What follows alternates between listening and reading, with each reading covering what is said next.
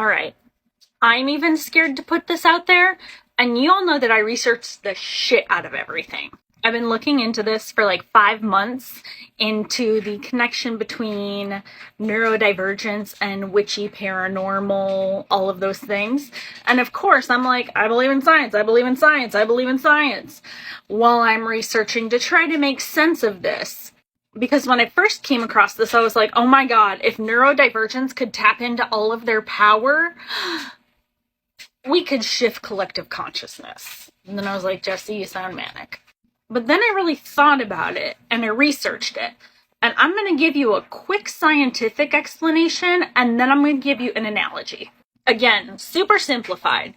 All right, there are these things called synapses in our body, and basically they communicate with one another to tell each other what to do and what's going on. They develop the most when you're little, but as you grow, the number of little wispies dies down. If you're neurotypical, about half of the wispies cut off. If you're neurodivergent, only about 16% of the wispies cut off. Look here.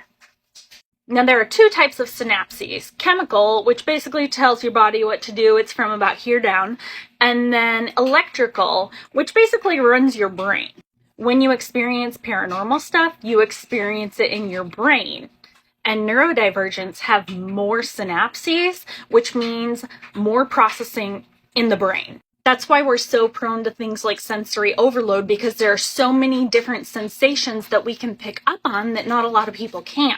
Now, I imagine the electrical synapses in the brain can pick up things like energy. So if energy is different, I tend to notice it. And I know that a lot of neurodivergents do, and sometimes it's looked at as a feature of trauma. However, not a lot of people look at the fact that we've got all these wispies that are taking in more information than everybody else. And so I kind of look at it as baby hairs. You know, some people get rid of the baby hairs and some people just have them sticking out.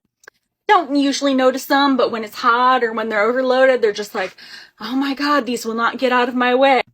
That's what I imagine neurodivergent synapses, the extra synapses, to be like. And be like, oh my gosh, I can ignore them most of the time, but sometimes they just get in the way.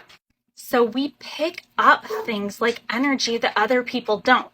So if you needed a scientific explanation, that's as close as I've gotten. And I think it's pretty close. And can you imagine that if everybody tapped into the extra wispies, we could like totally change society?